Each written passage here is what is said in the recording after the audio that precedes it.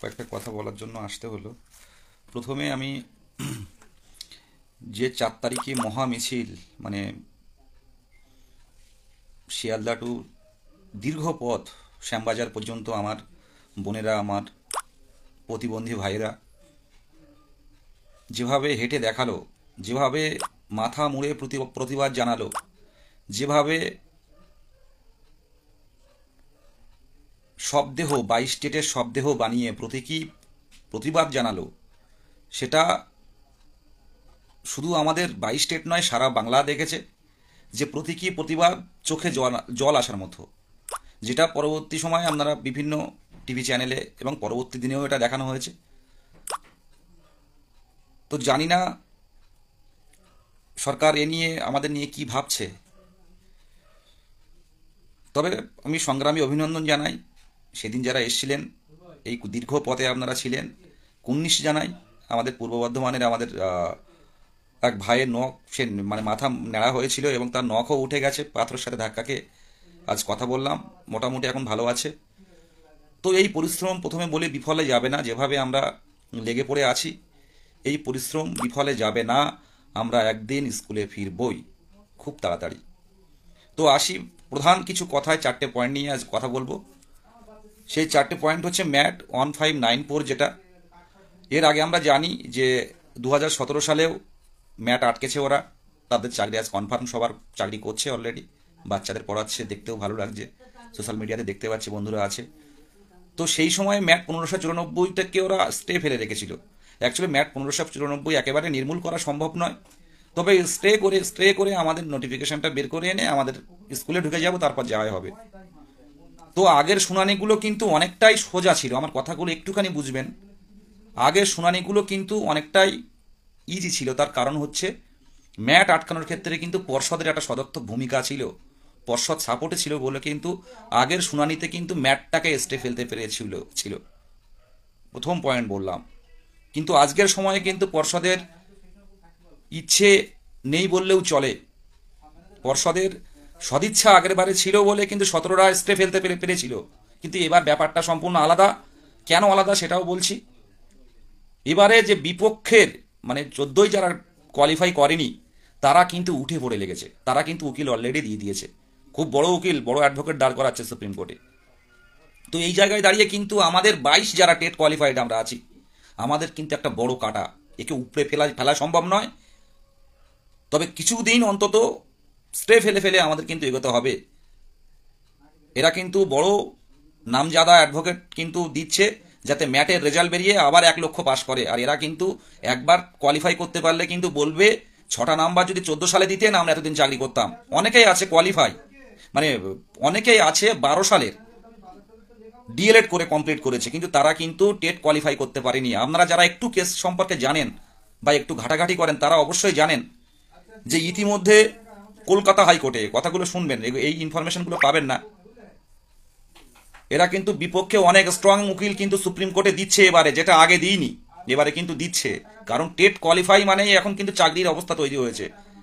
তো ইতিমধ্যে একটা সুপ্রিম কোর্ট ছাড়াও কলকাতা হাইকোর্টে একটা মামলা হয়েছে, আপনারা জানেন না। এই ইনফরমেশনগুলো দিচ্ছি, আমাদের মোহিত থেকে শুরু করে যারা আছে ঘাটাঘাটি করে, দিনরাত এক করে আইনি বিষয়গুলো ঘাটে।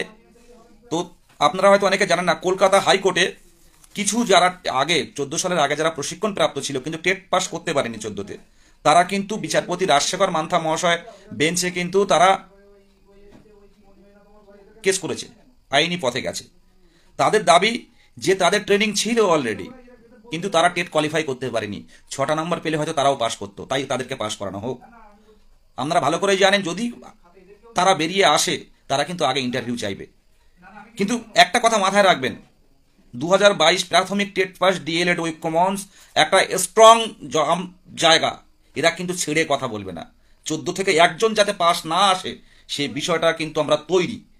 আমরা অর্থনৈতিকভাবে স্ট্রং, আমরা লয়ার দেব 22-এর স্বার্থে। সুপ্রিম কোর্ট ছাড়াও ম্যাট নিয়ে কিন্তু কলকাতা হাইকোর্টেও কেস হয়েছে।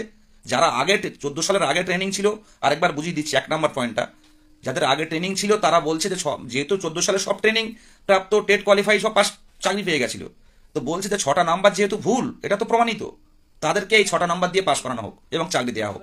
তারা বিচারপতি রাজশেখর মান্থার বেঞ্চে কিন্তু মামলা দাখিল করেছে, কিন্তু আমরা ছেড়ে কথা বলবো না। 22রা কিন্তু সব দিকে লক্ষ্য রাখছে। ম্যাটের বিষয়টা বললাম, আর ম্যাট অ্যাডভান্স লিস্টে আছে 13 তারিখে সম্ভবত।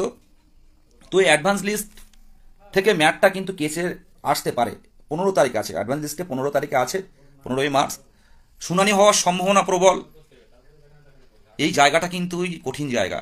যারা এখনো পর্যন্ত বুঝতে পারেননি আপনার কষ্টে মানে চাকরি কতটা পাবেন, এই ম্যাট এসে গেলে কিন্তু যেটুকু চিন্তা, যেটুকু স্বপ্ন, যেটুকু আশা জেগেছিল সেটুকু কিন্তু একটা মহাসাগরে ডুবে যাবে আমাদের নৌকা।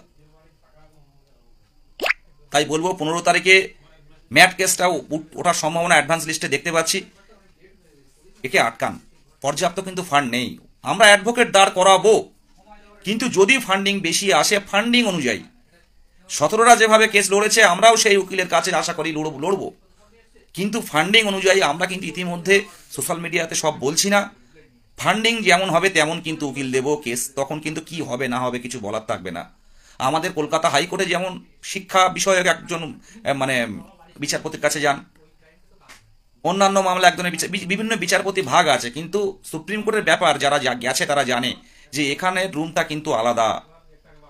একই বিচারপতি কিন্তু অনেকগুলো মামলা দেখেন এবং এক এক ঘরে কিন্তু এক এক অ্যাডভোকেট ইন রেকর্ড, তারা কিন্তু ঘর অনুযায়ী লড়াই এবং সেই ঘর অনুযায়ী কিন্তু আমাদের অ্যাডভোকেট দাঁড় করাতে হবে।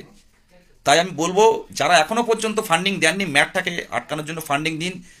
আপনারা জানেন ধূপগুড়ির একটা আমাদের 22 স্টেট পাস ইউটিউবে, শুধুমাত্র আমাদের কোনো ঐক্যমঞ্চের গ্রুপে ছিল না, ইউটিউবে আমাদের ভিডিও দেখে 5,000 টাকা ফান্ডিং করেছে। আমরা 23 জেলার পক্ষ থেকে বলছি যে 5,000 টাকা ফান্ডিং করেছে আমাদের।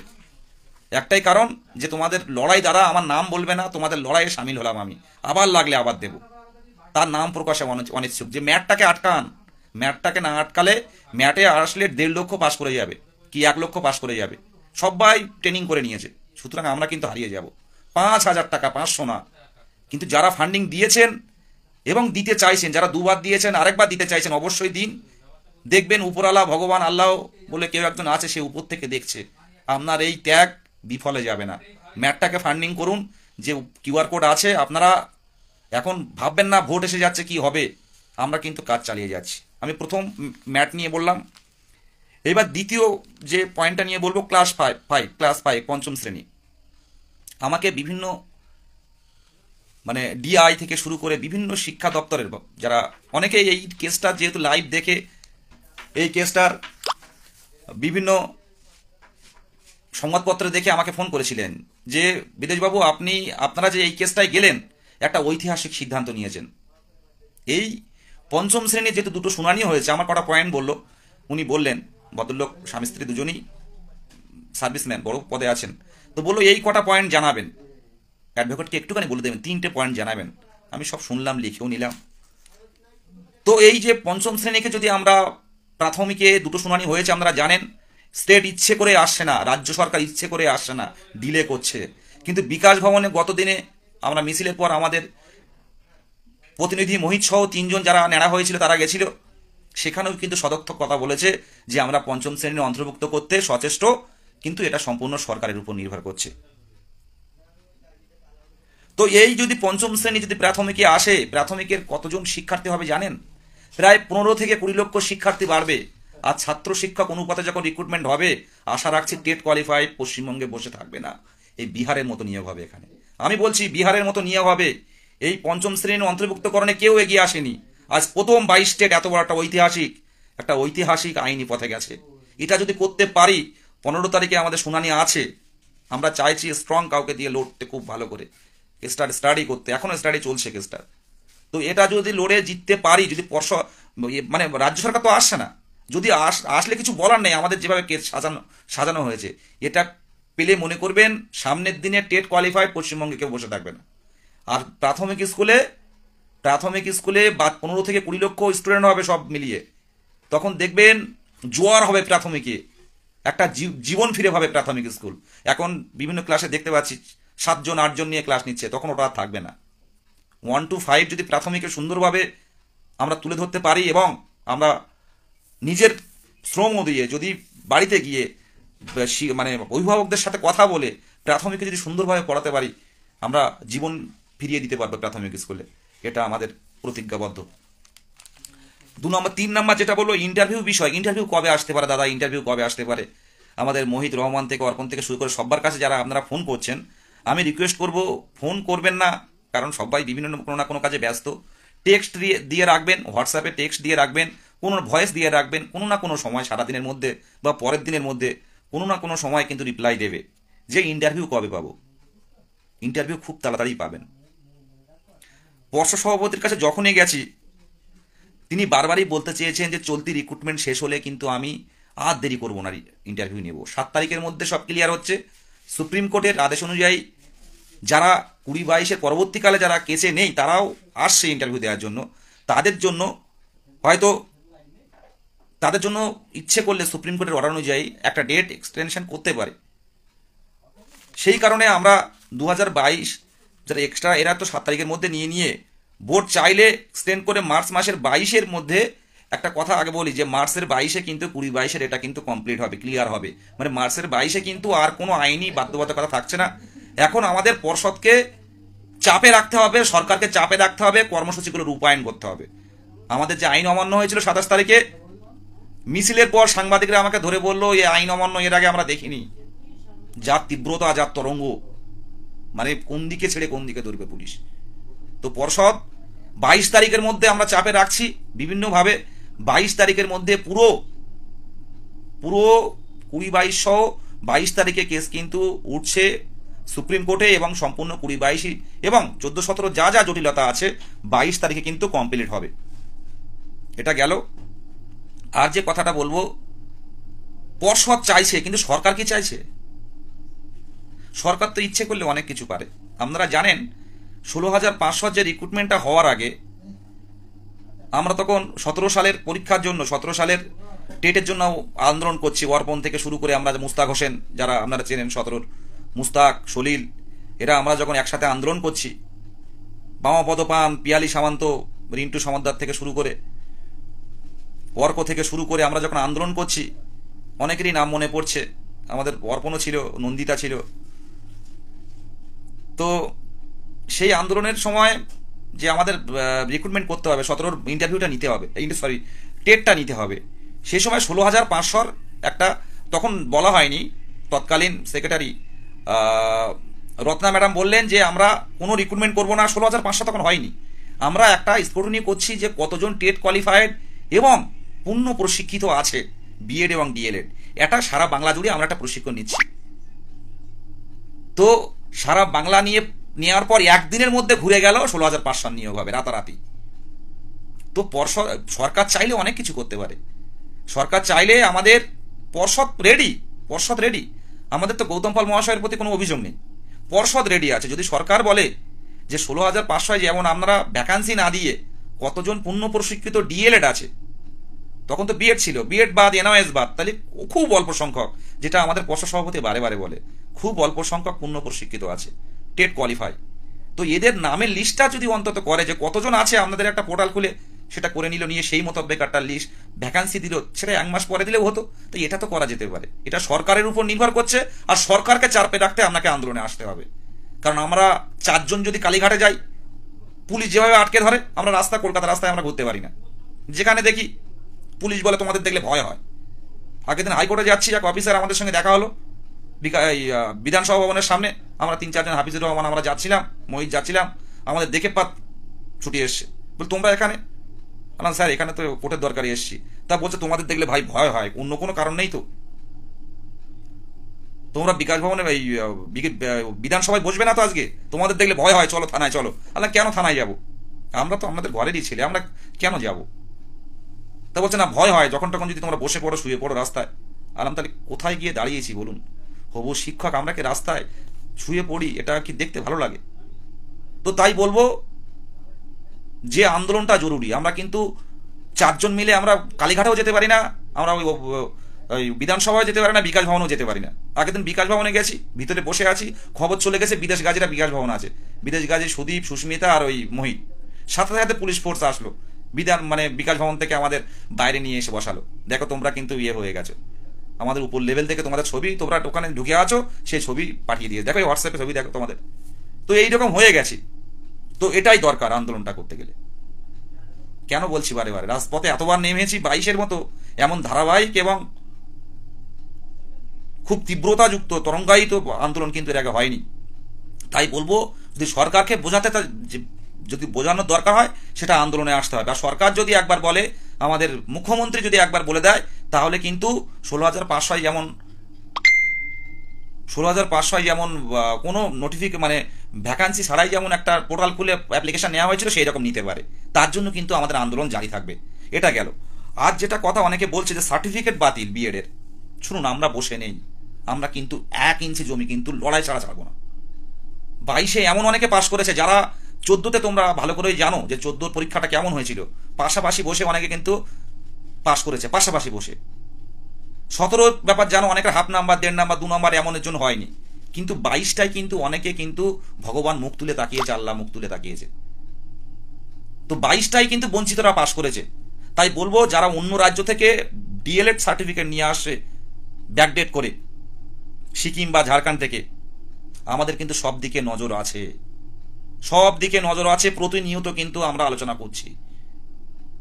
আর পরে ট্রেনিং, যেটা বারে বারে হাইকোর্টও বলে দিচ্ছে, যে টেট পাস করার পর ট্রেনিং করে আনলে হবে না, টেট পাস করে ট্রেনিং করে আসলে হবে না। পূর্ণ প্রশিক্ষিত উচ্চ মাধ্যমিক পাস করে 50% নাম্বার রেখে পূর্ণ প্রশিক্ষিত 24 মাসের DElEd, diploma in elementary qualify করে আপনার টেট কোয়ালিফাই করতে হবে, তাহলেই আপনি বৈধ। এটা মাথায় রাখবেন। যারা যত বুদ্ধি নিয়ে আসুন না কেন, পরে ট্রেনিং করে আমরা ঢুকতে দেবো না। আমরা বসে আছি, চুপচাপ সব দিকে নজর রাখছি, চুপচাপ সব দিকে নজর রাখছি। আমাদের লেজে যদি পা দেওয়া হয়, আমরা কিন্তু কামড়াতে দ্বিধা করবো না। 22 স্টেট যেভাবে যাচ্ছে, যেতে দিন। 22 স্টেটকে আটকাতে যাবেন না। এটা কিন্তু মহা আবেগ। এই আবেগ দেখেছেন, এই আবেগ কিন্তু ধরে রাখা আবেগ না। তাই বলছি, পরে ট্রেনিং করে এটা কোনো লাভ হবে না। নোটিফিকেশান আসার আগে ট্রেনিং কমপ্লিট থাকতে হবে। আজ যে কথাটা বলবো, 9 তারিখে আমরা কিন্তু সারা বাংলা 23 জেলা মিলে কিন্তু আমরা টুইটার কর্মসূচির ডাক দিয়েছি, এক্স কর্মসূচির ডাক দিয়েছি। যেটা পোস্টার বানানো হয়েছে, সেই পোস্টার, ওটাও এডিট, মানে পোস্টার থাকবে এবং এডিট কিছু লেখা দেবে খুব তাড়াতাড়ি। সেটা কপি করে করে কিন্তু আমাদের দয়া করবে একটু ভাইরাল করুন, একটু ভাইরাল করুন। এটুকুই বলবো। 9 তারিখের কর্মসূচিটা আপনারা ভাইরাল করুন। 10 তারিখে কিন্তু আমাদের এই ভাইরাল কর্মসূচি কিন্তু অনেক সময় যদি খুব ভাইরাল হয়, তাহলে কিন্তু নিউজ পেপার বা আদার্স সাইডে আমরা দেখতে পাবো। সরকারের কিন্তু চোখ যেতে পারে। সরকার সদিচ্ছা থাকলে সব কিছু করতে পারে। 22 তারিখে কিন্তু কমপ্লিট হয়ে যাচ্ছে, আইনি জটিলতা কিচ্ছু থাকবে না। এখনও কিছু নেই। ইচ্ছে করলে পূর্ণ প্রশিক্ষিত ডিএলএড এবং টেট কোয়ালিফাই কত, সেটা নিউ পোর্টাল খুলে কালকেই কিন্তু অনলাইন ফর্ম ফিল আপ করতে পারে। এটা বারবার বলছি। পঞ্চায়েতে ফর্ম ফিল আপ শুরু হয়েছে, বারবার একই কথা বলছি, বারবার যে অন্তত একটাবার করুন। পূর্ণ প্রশিক্ষিত কতটা আছে। তো এই কয়েকদিনে কিন্তু আমরা খাটছি, শুধু বাড়িতে বসে নয়, বিভিন্ন দিকে ফোন করে যে অন্তত অনলাইন ফর্ম ফিল আপটা করে রাখুন। এখন আপনাদের ভ্যাকান্সি দিতে হবে না। তো আশা রাখছি 20-22-এর 7 তারিখটা যাক, একটা নিউজ খবর দেব, কোনো না কোনো খবর দেবো। তবে আপনারা কেউ এখন ডিমোটিভেট হবেন না। ভোট হয়ে যাচ্ছে বা ভোট এসে যাচ্ছে বলে কেউ ভেঙে পড়বেন না, ভোট কয়েকদিনের মধ্যেই, কিন্তু ভোট তো সারা বছর ধরে হবে না। তো পর্ষদ সভাপতি এবং সরকারের উপর ভরসা আছে।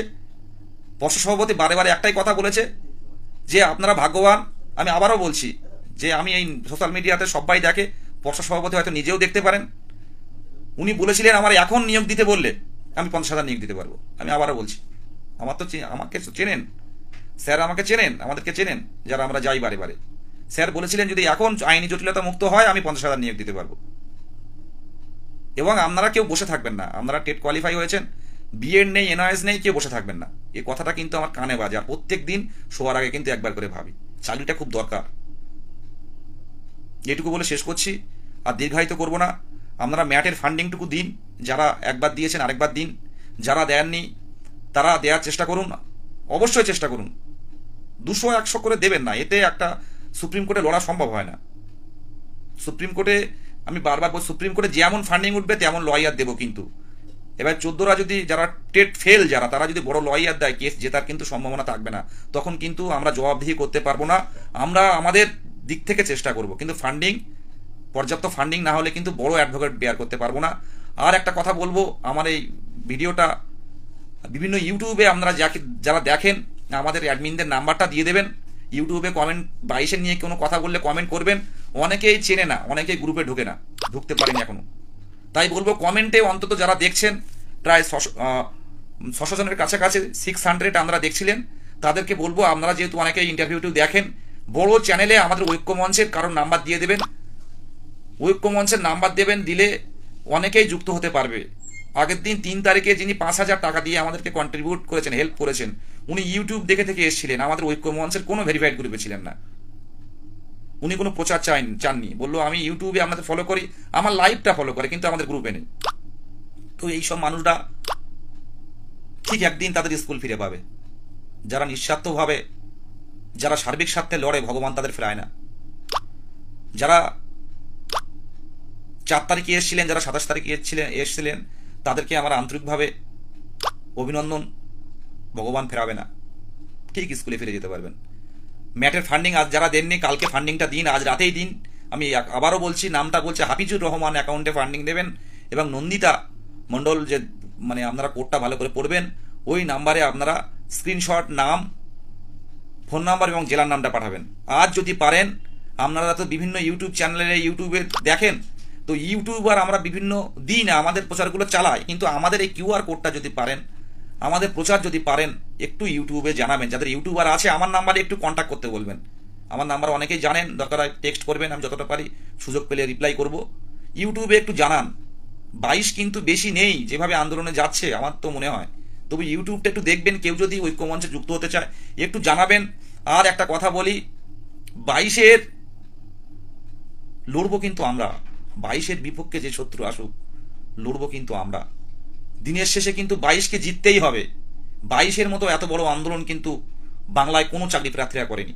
সেটা নিউজ প্রিন্ট মিডিয়া আপনারা দেখেছিলেন, আনন্দবাজার থেকে শুরু করে প্রত্যেকটা মিডিয়া, মানে সংবাদপত্রেও কিন্তু আমাদের কথা তুলে ধরেছে।